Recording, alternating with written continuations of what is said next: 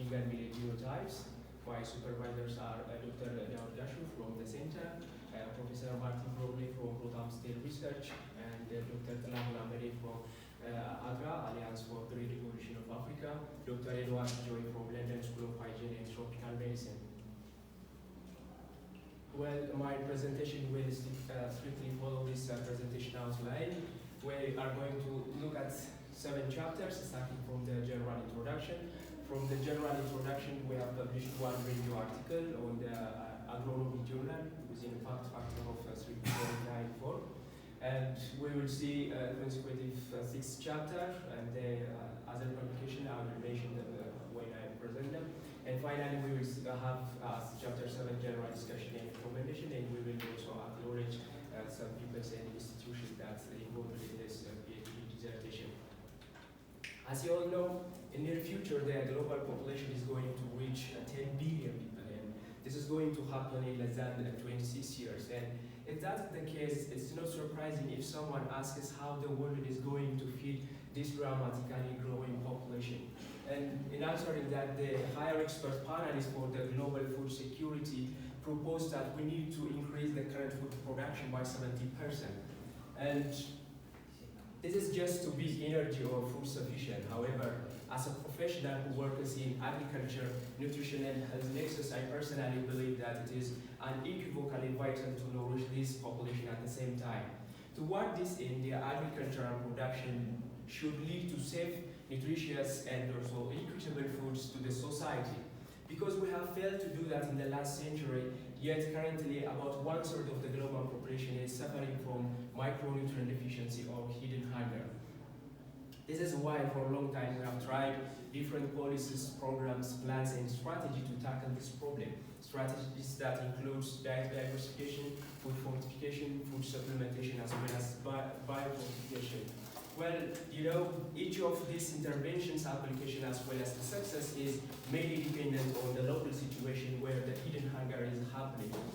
For instance, if you look at the biofortification, it is a strategy of enhancing the micronutrient concentration into the edible part of the plant, and this could be achieved through 2 different methods. The first method involves the application of genetic or classical breeding, and it's called genetic biofortification, while the second strategy involves the application of mineral fertilizer either directly to the soil or directly to the leaf of the plant, and it is called agronomic biofortification. Well, agronomic biofortification is the focus of today's discussion and my PhD dissertation. It is considered as a mid-term and also a complementary strategy to the genetic biofortification, because genetic biofortification is considered as a suitable and also sustainable strategy. However, it needs a higher expertise, higher investment in also facilities, and also it needs a substantial time until it is be successful. For instance, if we remember the genetic biofortification of orange flesh sweet potato took about 38 years. Therefore, while we are working towards the success of genetic biofortification, we need to address the real problem on the ground, because people's life as well as the nation's well-being is depending on it. Therefore, we need to address the problem with more quicker results strategy, one of which is agronomic biofortification. Agronomic biofortification also could enable us to enrich a single crop with multiple micronutrients. Because of this, it is considered as a suitable strategy for the people living in the rural areas with resource-poor settings, because most of the time these people are mainly dependent on their own agricultural produces as a source of their household diet. Therefore, we can supply them with multiple micronutrient-dense food crops through the agronomic biofortification strategies. In this setting, other strategies that I mentioned earlier might not work well. However, agronomic biofortification were proven to be a successful or an effective method in the rural areas. So, like every strategies in food or in fighting hidden hunger, the success of the agronomic biofortification is also majorly dependent on the local situation. And in order for this strategy to be effective, it is very critical to wisely choose the crop to be biofortified as well as the micronutrient to be used as a biofortifiers. And in choosing the crop, it is very wise to choose the crop which is indigenous to the local area where the agronomic biofortification is going to take place, because this gives the crop the ability to cope up or to adapt easily with the local climate as well as the local environment. And it's also advisable to choose the crop which have a well-balanced nutritional composition, except for those micronutrients which we are going to address through the biofortification. And then also in choosing the biofortificants, it's very wise to consider the desired micronutrient concentration in the soil, because the food starts from the soil, and also the desired micronutrient concentration into the crop, which is going to be biofortified. And also it is very wise to look at or to consider the prevalence of the desired micronutrient deficiency among the population or among the society when the intervention is going to take place. And these are the criteria that you have to consider or take into consideration in choosing the crop as well as the biofortifiers. And you might wonder, while I'm mentioning these criteria, why I choose finger millet as a crop, iron and zinc as a biofortifiers. Like I said earlier, finger millet is indigenous to Ethiopia, and this gives the crop a lot of competitive advantage from both agronomic and nutrition and health perspective. For instance, if from the agronomic perspective, finger millet is known for its high resistance to drought stress, and these different pictures were taken from different places at different time. The picture at the left side, it was taken in 2014 from Dera area, and it was taken after 45 days of rainfall termination. First, when I heard this news, I was very surprised, and it's very doubtful to understand this. However, these two pictures in the middle side, it was taken from my own project, it's from Marcinagili area. Guess what, how many days these crops survive without a drop of water? About 58 days, and this is very critical. 2 months means about 40% of the entire finger millet's lifetime. Therefore, this is a very critical point to consider in the agronomy. Finger millet is also known as for its high tolerance to the soil acidity. If you guys came from finger millet growing area, you might know why farmers are forced to grow finger millet. I use the term forced because farmers are wrongly perceived that finger millet is a food for the poor because of its poorness in nutritional quality. However, the soil becomes more and more acidic. The farmers left with only few options, one of which is growing finger millet because it is very resistant to soil acidity. Otherwise, farmers are not choosing or willing to grow finger millet. Finger millet is also very tolerant to plant diseases. And the only and the rare disease that you might experience in cultivating finger millet might be a head blast. However, I haven't seen such a disease in both experimental location as well as in both experimental diseases. Due to such agronomic trait and advantage of finger millet, its production occurs in wide areas ranging from waterlogged lands to drought-stressed areas, and also from the very low altitude to the higher altitude like that of Himalaya mountains of India. Finger millet could be also stored for a longer period after post-harvest without any pest infestation. And these are the agronomic traits that we have considered to choose finger millet. And from nutrition and health perspective, finger millet is a rich source of calcium. If you took an equal amount of milk in volume as well as finger millet in mass, and if you look at their calcium concentration, you might going to find about 5 folds of calcium in finger millet than you found in milk. Finger millet is also a rich source of protein, which can constitute up to 15%, and not only the amount that matters, but also the amino acid composition, which encounters up to 47%, while the FAO recommendation is up to 34%. Finger millet is a gluten-free crop or cereal, and this might attract people living with gluten intolerance and as well as celiac disease. And finger millet is also reported to be a good source of other nutrients like selenium, as reported by Gashrita 2021. However, yet finger millet is inherently deficient in iron and zinc. As concerning the biofortificants, from agronomic point of view, about 50% of the Ethiopian total arable land is deficient in plant available zinc, while about 75% of the global total arable land is deficient in iron. Remember that iron is the third most abundant element in the Earth's crust. However, the form it is found in the soil makes it unavailable for the plant.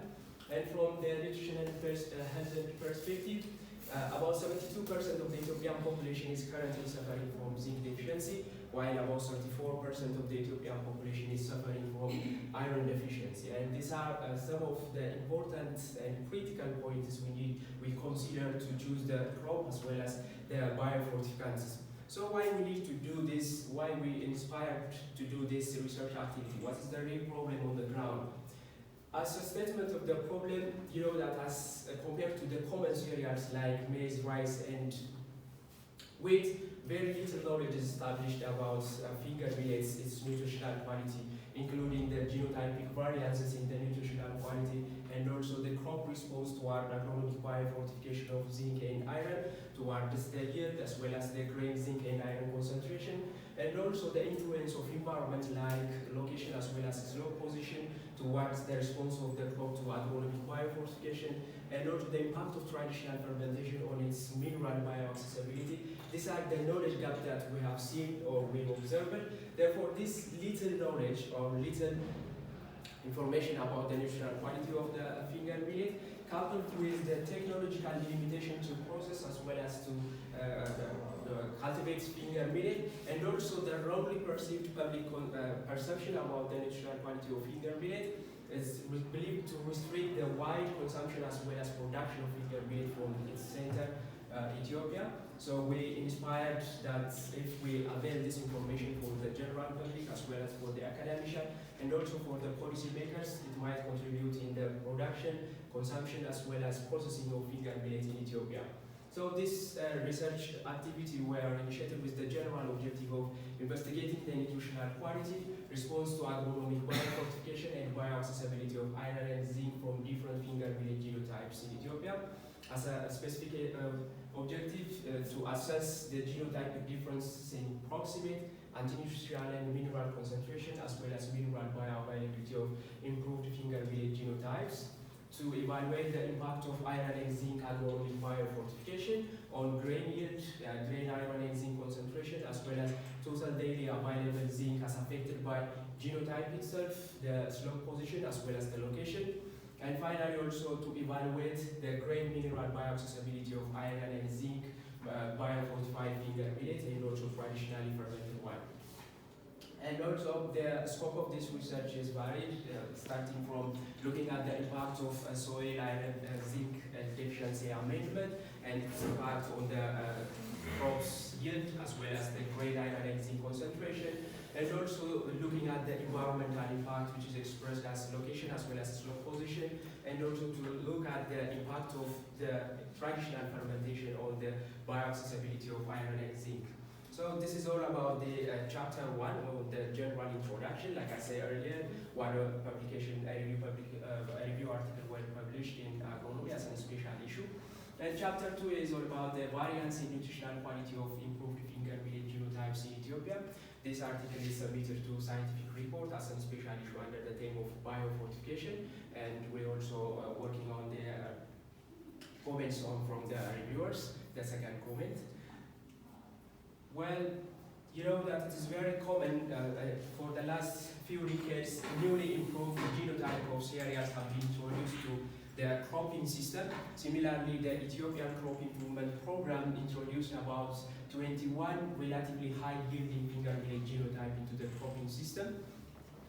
However, the program is mainly focusing on the agronomic threats such as disease and the drought stress tolerance, and also high yielding and sometimes the stability of the crop over different agroecologies.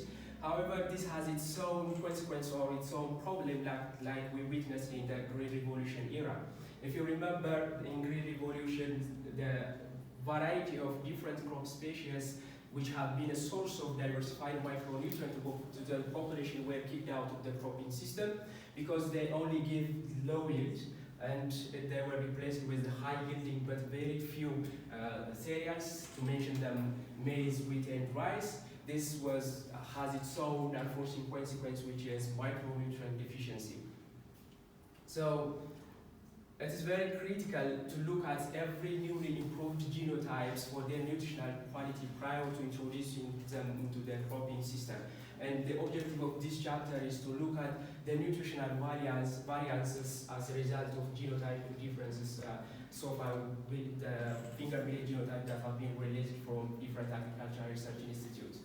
To To do so, we collected about 15 finger-milled genotypes from the seed maintainers, and we grow them at the same agroecological location, in two locations, one in Bako and the other is in Gute. Both areas is characterized as subhumid midlands and receive an annual average rainfall ranging from 800 to 1200. We repeated the experiment for 2 years, and 15 kilogram seed were applied per hectare, and about 130 kilogram of NPS and 54 kilogram of urea were applied per hectare as a fertilizer. And the mineral analysis were performed using inductive coupled plasma mass spectrometry at the University of Nottingham, and certified laboratory reference material were also analyzed at the same time to determine the percent of recovery, and also operational blanks also determined at the same time to determine limit of detection for each element. And crude protein, crude fat, crude fiber, total ash, as well as oxalate were analyzed following the method described by AOC 2005 method, following the specific official methods. And tannin or phytic acid were determined using the one-year agent method, while tannin were determined using vanillin HCl method. And finally, the molar ratio of anti-nutrient to the minerals were calculated to estimate the inhibitory effect of anti-nutrients to the minerals bioavailability. Well, finally we come up with this result, which is the happiest part for the students to come up with a meaningful result. This table shows the approximate composition for each genotype that were analyzed, and the protein pallets genotype shows the highest result, while BKFM shows the highest crude fiber, and the Gute genotype shows the highest crude fat, and the Bako 09 genotype shows the highest carbohydrate concentration. So what has the previous experiment has to report on the genotypic influence on the approximate composition? In previous reports on 87 genotypes and 6 cultivar, protein were reported to range from 6 up to 12%. Carbohydrates also range from 68 to 87%, a study from 58 genotypes. Crude fiber also range from 3 to 6% from 82 genotype and 12 cultivars, while total lipid range from 0.3 to 4%, and total mineral were ranging from 1.5 to 3.6%. This table shows the mineral concentration of different genotypes. DIGA 01 genotype shows the highest iron, while BKFM genotype shows the highest zinc, calcium, as well as selenium concentration, respectively.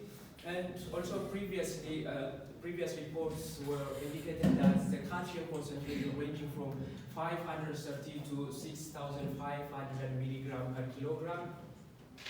And there are a variation between the studies as well as among the studies on the calcium concentration as well as the other minerals. This is because there are specific genes that is responsible for the homeostasis of calcium, and these genes were expressed in high calcium genotype as compared to the low calcium genotype. And the calcium concentration in current reports were 400% greater than of the other millets like Berso and Kodo, and also it was higher from 90 to 230% as compared to the other cereals like wheat, maize, barley, and sorghum, etc. And zinc concentration in previous reports also were ranging from 9 to up to 13%, a study from 69 genotype. Iron also ranging from 18 to 166 milligram per kilogram. Selenium also ranges from 20 to 50 microgram per kilogram. Again, there are responsible genes which are responsible for the homeostasis of specific minerals, and these genes were expressed in high iron, zinc, and selenium genotypes as compared to their lower concentration. This result shows the anti-nutrient concentration in each analyzed genotypes, and this genotype shows the lowest phytic acid concentration, while Gute shows the lowest tannin concentration. And in previous research, similarly to the current report, phytates were reported to range from 2,100 to 3,028 microgram per kilogram. However, others also reported a wide variation which ranges up to 14,000, and this might be because the genotypic differences as well as the soil and the growing season influence the phytic acid concentration in cereal as it's reported in previous researches. For tannin also, in previous reports, lower results were reported, which range from 2.7 up to 5.4, and this might be also due to the crop growing temperature differences between the current and previous experiments.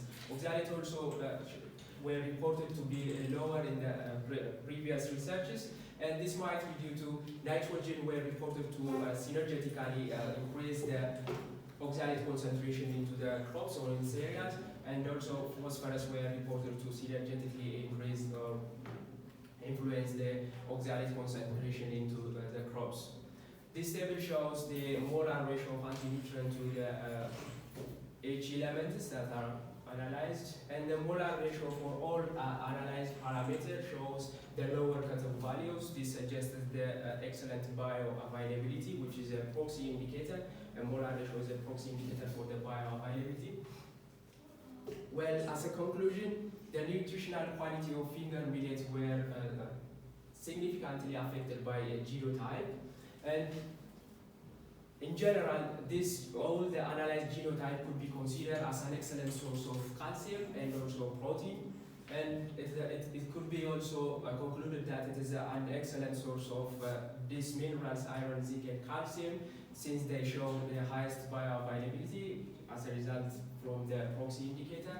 So it's strongly recommended that the breeding program in the future should consider the evaluation of nutritional qualities in addition to the agronomic trials before introducing the newly improved genotypes into the cropping system. For instance, Beretta and BKFM genotypes could be suggested or recommended for the highest mineral concentration, while Paddy genotype could be suggested for the highest protein concentration. Chapter 3 is on genotypic response of finger millet to zinc and iron and agronomic biofortification, location, slow position towards yield. This is published on Agronomy as a special issue with an impact factor of 3.949. Like I said earlier, cereal crops inherently is deficient in iron and zinc concentration, and further growing them on iron and zinc deficient soil might affect the grain yield as well as the grain quality, which is the grain, zinc, and iron concentration. Therefore, this is because iron and zinc plays a major biological role in the plant, ranging from maintaining the proper metabolic process to maintaining the physiological cellular process.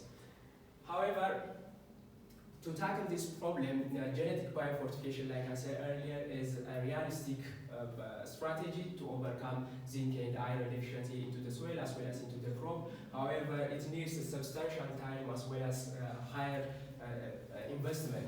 Therefore, we need to address the problem on the ground with more less expensive as well as more quicker results like that of agronomic biofortification. And the objective of this chapter is to look at the impact of zinc and iron agronomic biofortification on the crop or the finger millets yield.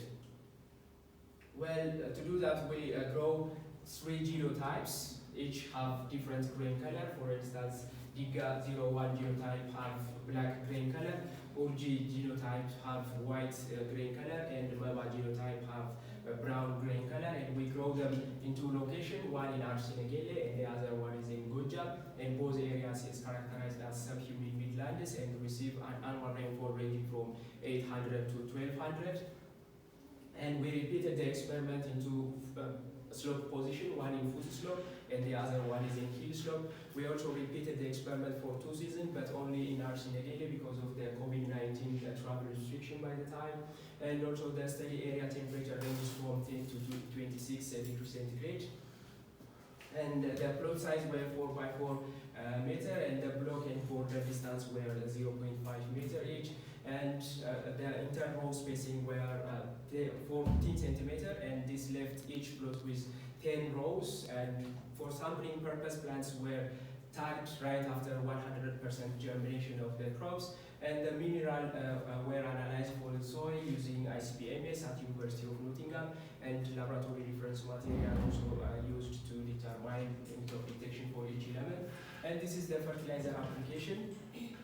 For the first treatment, we have applied the combined 25 kg of zinc sulfate with 20 kg of zinc iron sulfate, along with the recommended NPKs. For treatment 2, we applied only zinc sulfate along with the recommended NPKs.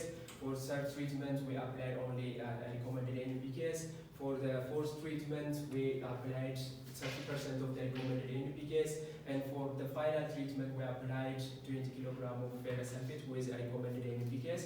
And this table shows the elemental application of each nutrient per hectare. The plant height, total and productive tiller number, length, and number of fingers per main ear were measured at 15% of maturity stage. And the data were analyzed using R software, and the data were subjected to analysis of variance, while slope, fertilizer, and genotype were treated as a fixed defect, and season, block within the farm, farm within the location, and the location itself were treated as a random defect, and Turkey's post-hoc tests were used to separate the means. And again, we came up with this result, which is the happiest part for the student to come up with a meaningful result. And this graph A shows the yield in kilogram for each treatment of fertilizer treatment and for each slope position, and B shows biomass, and this is for Arsinegele, and this one is for Gojam. Well, we have observed a strong fertilizer and genotype effect, while we have observed the slope position exerts a moderate effect on the crop yield. However, there was no interaction between the fertilizer and genotype. Similarly, for biomass, we have observed a strong effect for fertilizer, while slope position and genotype exerts the moderate effect. Again, there is no effect from interaction. When different genotype responded differently toward the zinc fertilization, for instance, we have observed about 28% increase in grain yield due to zinc application at Gojam hill slope on OG genotype. And this is because zinc fertilizer significantly increases the total as well as the productive tiller number in the specific area on OG genotype.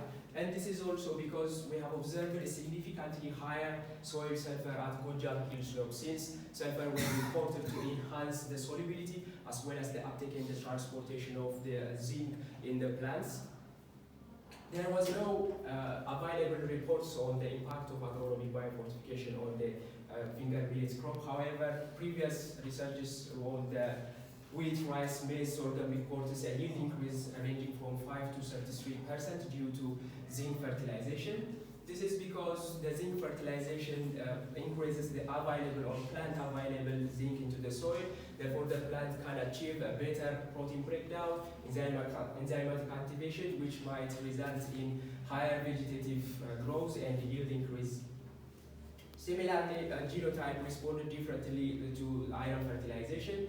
For instance, we have observed up to 18% yield increase due to iron application at Arsinegele hill slope on Diga genotype. This is again because iron fertilization in this specific area increases the total and the productive tiller number. This is again because at this specific area we have observed the higher soil potassium, and soil potassium were reported to increase or to have a specific role in maximum utilization of iron in the crop. Again, about 13% yield increase were reported on the wheat due to the application of zinc iron fertilizer, and this is also again due to the increase of the bioavailable or available mineral for the plant. The plant therefore can achieve a better chlorophyll synthesis, protein and carbohydrate metabolism, as well as enzymatic activation. This in turn results in higher vegetative growth as well as yield increase. However, iron fertilization in previous reports were exerted a minimum or insignificant effects on barley and wheat yield increase. This is because of different possible reasons. The first one, different crop and different genotype responded differently to mineral fertilization, while iron also reported to have a poor phylum transportation into the plant, which hinders its bioavailability in the plant, and also iron is rapidly converted to an unavailable form when it's applied to the soil. These are the possible reasons. There are also, we have seen an interaction effect between iron and zinc fertilization, where about 52% increase were observed for MABA genotypes. As a conclusion, soil application of ferrous sulfate per hectare for all genotype and for all study areas, and also with similar agroecology areas in other places, might be a premium agronomic practices to increase genotype, all genotype, studied genotypes yield, and also soil application of 20 kilograms zinc sulfate for Urgi genotype at the Gojam hill slope, and also combined application of ferrous sulfate with zinc sulfate or for MEBA genotype at Arsinagele area might be a good practices or agricultural practices to increase the yield of MEBA and Urgi genotypes. Therefore, it is strongly recommended that further studies or any development program on agronomic biofortification should consider the location as well as the slope effect in addition to the main fertilizer effect. Sometimes these effects might have higher magnitude as compared to the main fertilizer effect, and this is the knowledge gap in the current knowledge base. Well, the fourth chapter is on the impact of zinc and iron agronomic biofortification on grain mineral concentration of intermediate varieties as affected by location and slope position. Excuse me.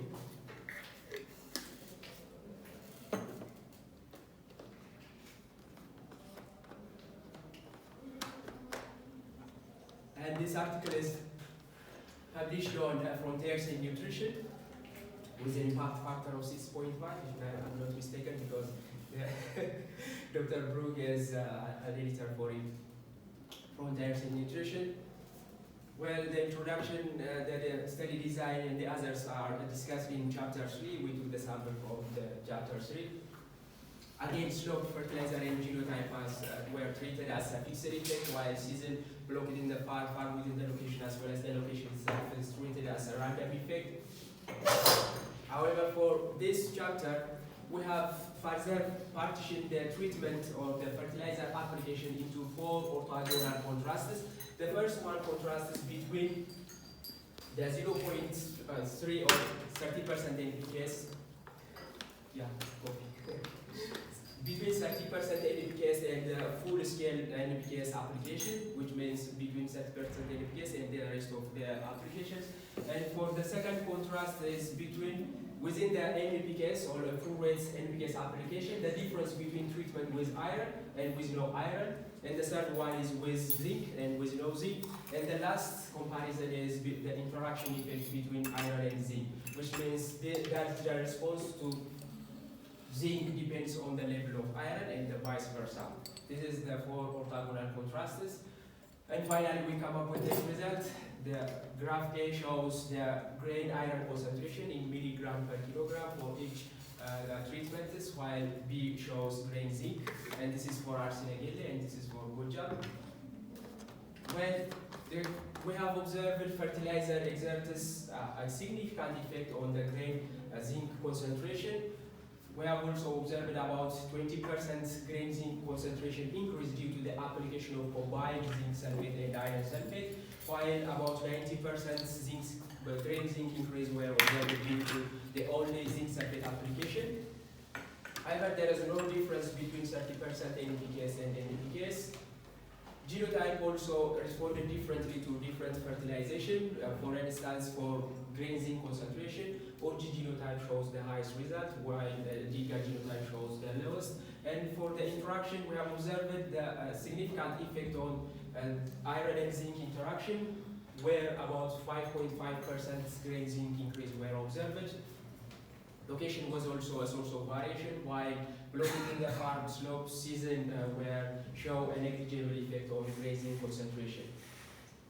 In previous reports, which a study from maize, rice, wheat reported that zinc increase ranging from 7 to 45% due to 5 to 50 kilograms zinc sulfate per hectare application. Also, iron and zinc interaction were reported to increase zinc concentration up to 8%, similar to ours. What are the factors for variation in grain zinc concentration among the study and also between the previous and the current study? The first one is the crop ability to relocalize and also to remobilize the zinc into the plants, starting from the soil to the grain. it depends on the different crops' ability.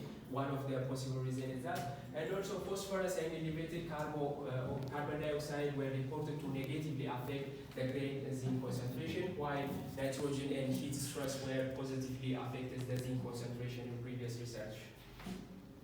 Grain iron concentration also significantly affected by fertilization. We have observed about 21% grain zinc iron increase due to the combined application of iron and zinc. And also we observed up to 18% grain iron concentration increase due to the iron application on the soil, and there was no difference between 30% NPKs and the full-scale NPKs application. Genotype also influences the response to zinc grain iron concentration. There is again, we observed up to 13% grain iron concentration as a result of iron and zinc interaction. Location again is a source of the for variation for grain zinc concentration. Below within the farm slope and season shows again a negligible effect on grain iron concentration. Previous reports also shows up to 90% grain iron increase due to 10 milligram ferrous sulfate application per kilogram of soil, and also about 43% grain iron were increased due to 75 kilogram of ferrous sulfate application per hectare.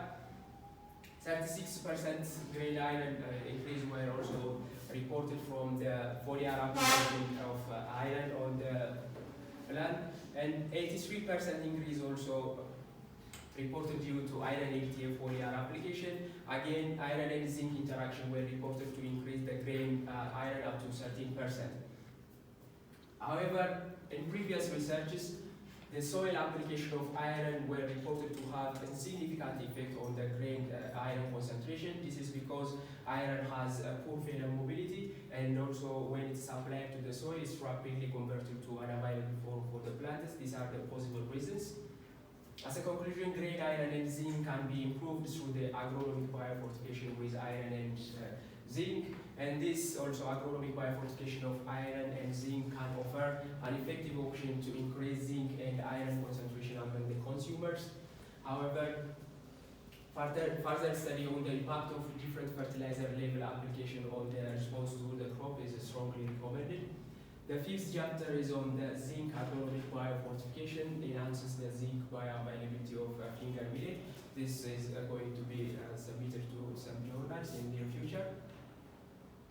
Well, in previous reports, phosphorus were reported to negatively affect the zinc absorption by inhibiting the colonization, resulting in impaired microbial uptake of the plant, the mineral in the plant.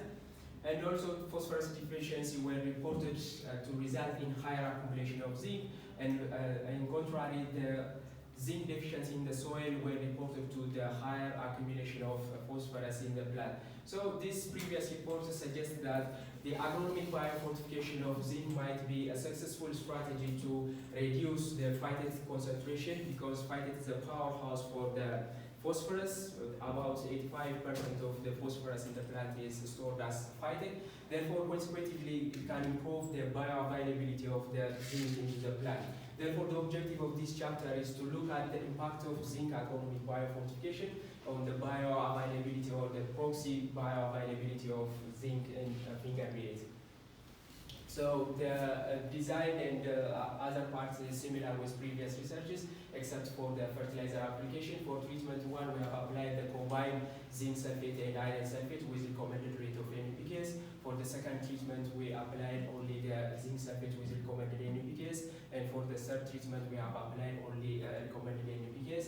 And the table shows the elemental application for each nutrient per hectare. And to calculate the potential bioavailability of grain zinc, we have followed the Miller et al. Method, as later modified by Humphrey. And the model assumed that the total daily available zinc or absorbed zinc is a function of the total daily dietary phytate and the total daily dietary zinc. And we have followed this equation to calculate the total daily available zinc or TAS. And finally, we come up with this results. So OG genotype, which is treated with the combined zinc sulfate and iron sulfate, shows the highest grain zinc concentration as well as the highest total daily available or absorbed zinc, while the MEMA genotype treated with zinc sulfate only shows the lowest phytic acid concentration. So DIGA and OG genotype significantly reduces the phytic concentration, but not for grain iron, grain zinc, and total daily available zinc. However, MEMA genotype significantly responded to the zinc biofortification, which the grain zinc concentration as well increased, the phytic acid concentration were reduced, and the total daily absorbed zinc concentration also increased due to the genotype. And for fertilizer also, treatment 1 and treatment 2 significantly affects the phytic concentration in the finger millet genotypes, however not for grain zinc and total daily available or absorbed zinc. And treatment 3 exerts a significant impact in all analyzed parameters. In previous reports, the application of about 18 kilogram zinc sulfate per hectare reported to reduce the wheat phytate up to 23%, 24%, and also reported to increase the grain zinc concentration up to 88%, and total daily absorbed zinc up to 84%. Similarly, the application of 5.1 kilogram elemental zinc per hectare reported to increase the grain zinc up to 109%, and also reported to reduce the phytic concentration up to 18%, and phytic molar ratio of phytate to zinc up to 125%. And also other similar reports were reported a significant reduction in phytate concentration and also a significant increase in grain zinc and zinc bioavailability. And those reports also indicated the genotypic influences on the grain zinc phytic concentration as well as total daily available zinc.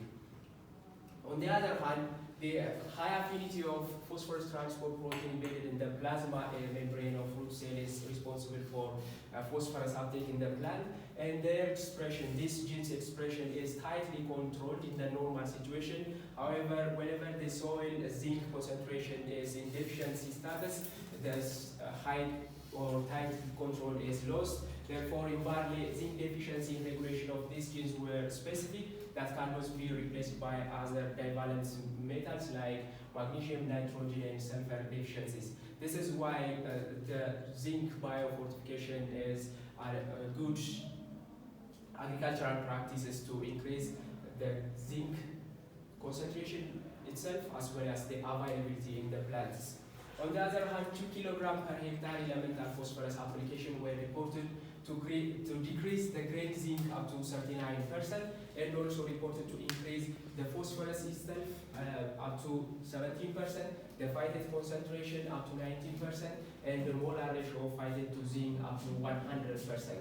The application of single phosphorus to maize reported to decrease the grain zinc concentration up to 5%, while the combined application of zinc and phosphorus were reported to increase the grain zinc concentration up to 87%. Also, single phosphorus application were reported to increase the grain phytate up to 22%, while the combined application of zinc and phosphorus were reported to increase only up to 2.5%. This is because phosphorus fertilizer decreases the polarization of AMF, which assists the uptake and the immobilization of nutrients such as zinc in the soil, from the soil to the plants. So the recommended daily intake of zinc requirement is up to 2.1 milligram per day for adult men and 1.5 milligram per day for adult women. So assuming that a healthy adult consumes a total of 300 gram per capita per day in dry basis, and finger millet that biofortified with zinc have a potential to contribute up to ranging from 77 to 100% for adult men, and ranging from 108 to 114% of the total daily recommended intake of zinc for adult women. So the combined zinc and iron application could be the finest agronomic biofortification strategy to enhance the zinc bioavailability for ORG and MEMA genotype for both, and the application of 20 kg zinc sulfate per hectare on DIGA genotype could be the premium agronomic strategy to enhance zinc bioavailability. Therefore, the zinc agronomic biofortification can offer an effective and immediate option to increase the consumption of potentially bioavailable zinc among the consumer, especially where finger millet is cultivated and consumed as staple crops. Well, the sixth chapter is on the mineral bioaccessibility of agronomically biofortified finger millet with iron and zinc. This is also going to be submitted to some journal in the future. Well, iron and zinc deficiency are more prevalent in developing countries because in those nations the diet is mainly dominated by monotonous cereal crops, and these crops inherently have, like I said earlier, a very low grain zinc and iron concentration, and also they have high mineral inhibitory effect due to the higher concentration of anti-nutrients which hinder the bioavailability of minerals in the human body. Therefore, to tackle this problem as a potential strategy to improve human iron and zinc status, agronomic biofortification with iron and zinc is suggested to increase the grain iron and zinc concentration, while processing like fermentation is suggested to increase the bioavailability of mineral. Therefore, the objective of this chapter is, okay, thank you. Yeah, it's a lot of chapters.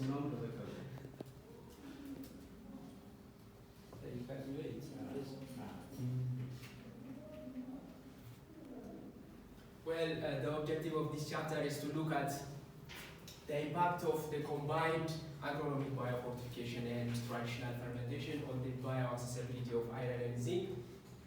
When the field design is similar with the previous chapters, except for the fertilizer application design. For the treatment 1, we have applied the combined iron and zinc with recommended rate of NPKs. For treatment 2, we applied zinc sulfate with NPKs.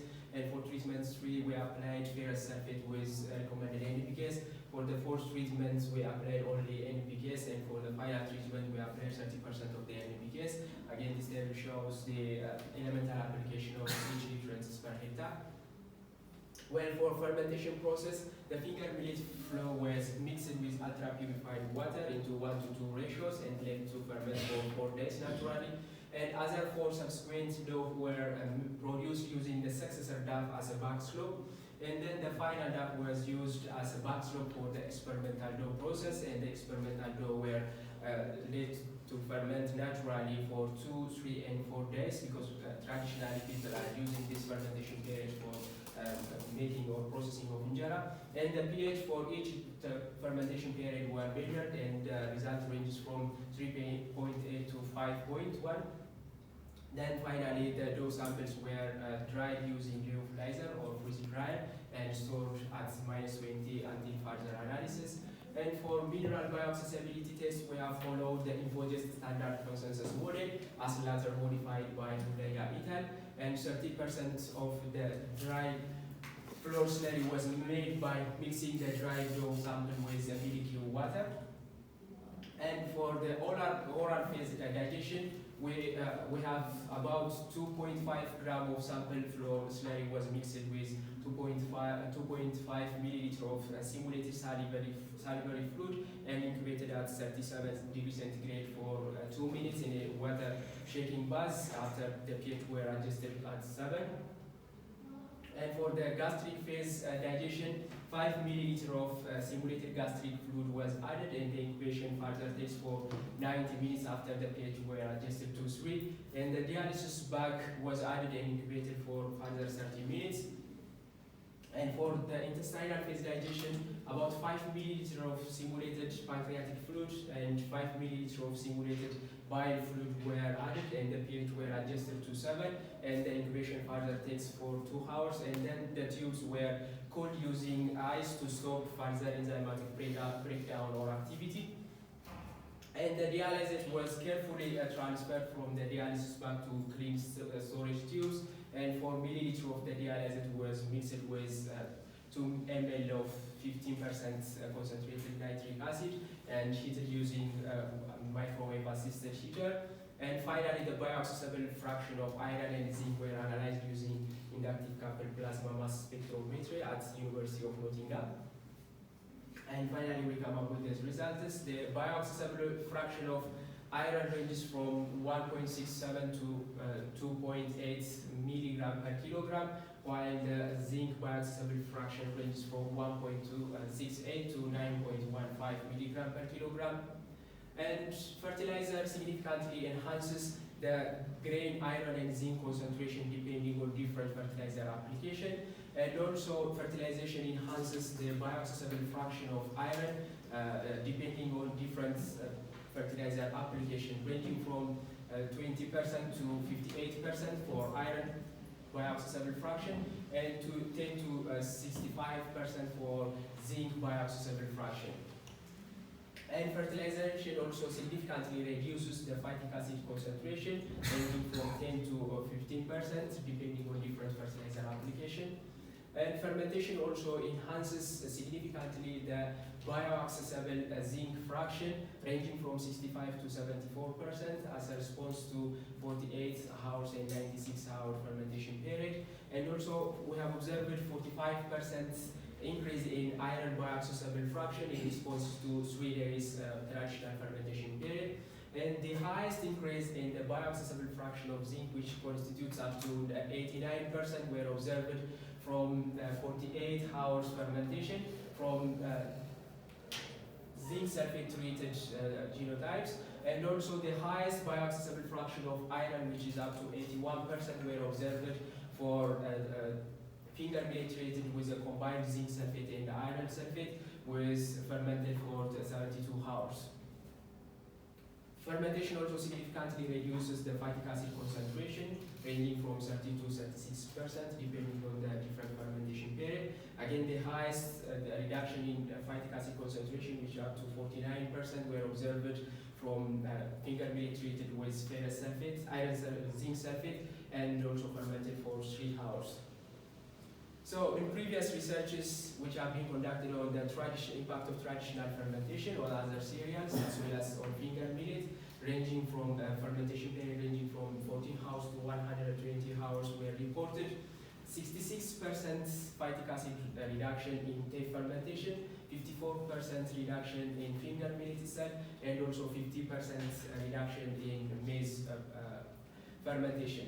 And also the bioaccessible fraction of iron were doubled and zinc, bioaccessible fraction of zinc were tripled as a result of traditional fermentation in tape.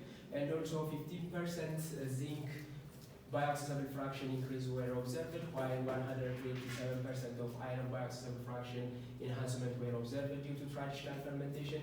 Again, iron bioaccessibility was doubled as a result of traditional fermentation on maize.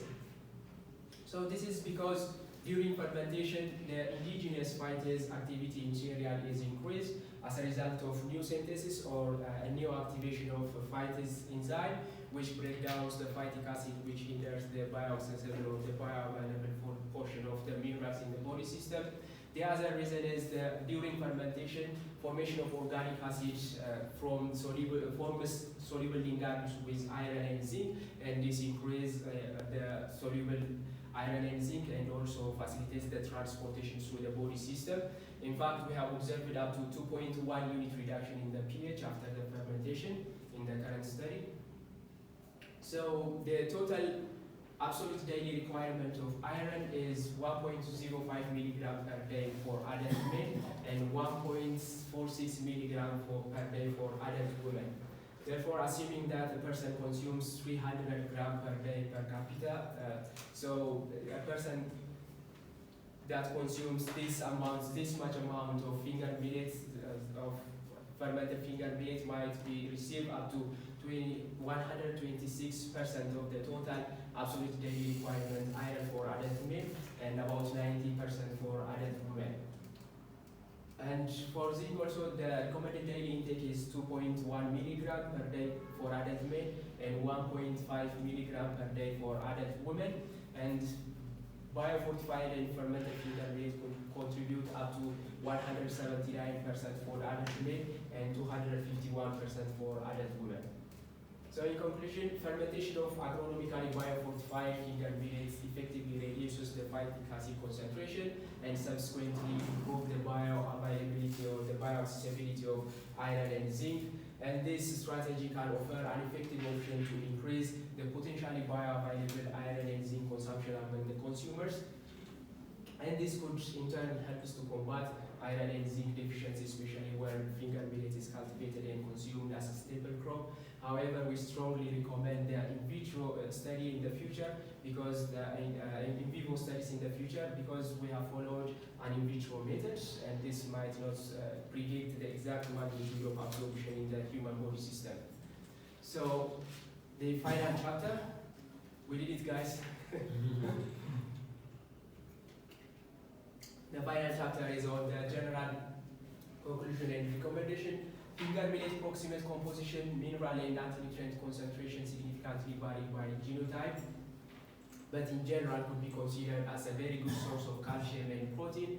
And it also shows an excellent zinc, iron, and calcium potential bioavailability, which is expressed by the molar ratio of anti-nutrient to the mineral. And the highest concentration, as well as the highest relative bioavailability of calcium, could play a major role in combating calcium deficiency. And it is also strongly recommended the national breeding program should consider the nutritional qualities in addition to agronomic traits before they are introducing newly evolved genotypes into the cropping system. Genotype of finger millet greatly influences the response to agronomic biofortification, which indicates the varied yield, grain mineral concentration, as well as relative bioavailability of across different environments. Therefore, evaluating genotypes in response to agronomic biofortification at different environments is crucial prior to scaling up for mass production. And further studies and development programs are strongly recommended to consider genotypic as well as environmental effect beside the main fertilizer effect, which is a gap in the current knowledge base. Agronomic biofortification coupled with fractional fermentation could help to combat iron and zinc deficiency, especially where finger millet is cultivated as well as consumed as a staple crop. However, further research on the in vivo iron and zinc bioavailability test is strongly recommended.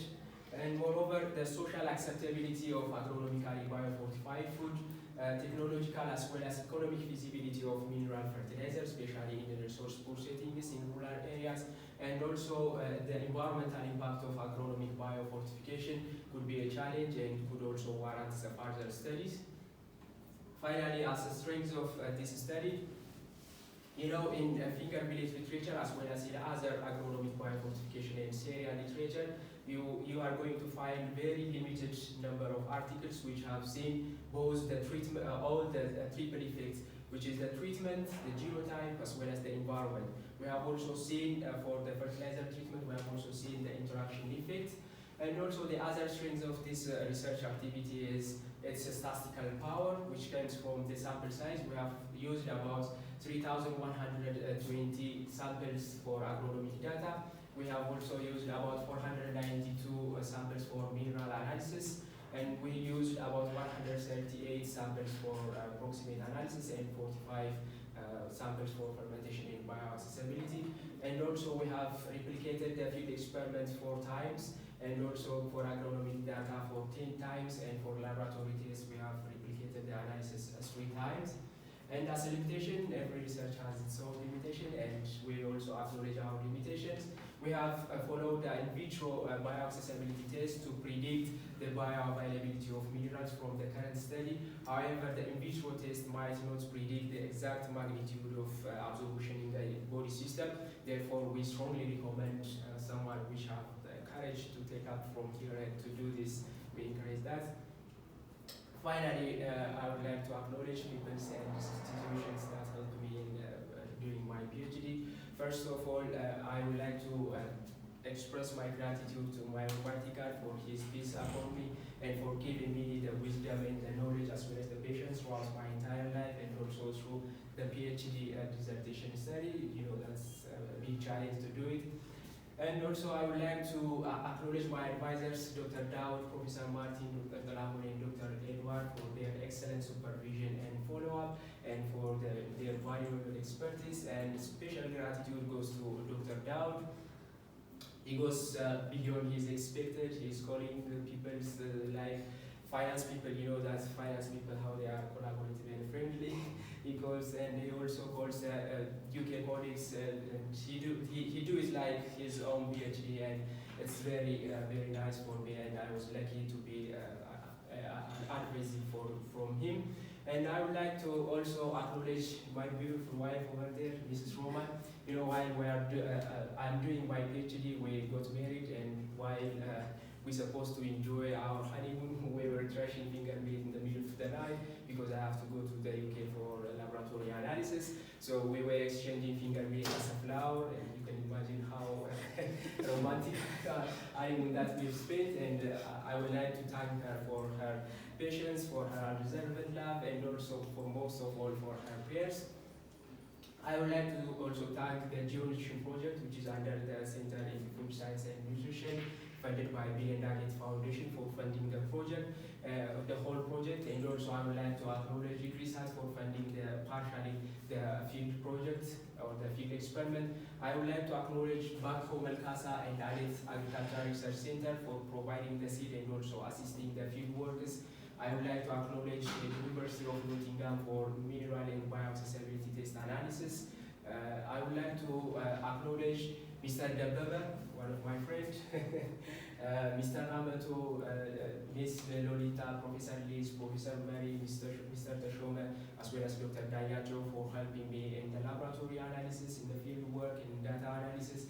I would like to also acknowledge the Center for Food Science and Nutrition and also colleagues like Arakash, Jinsu, and Winshet, and Dr.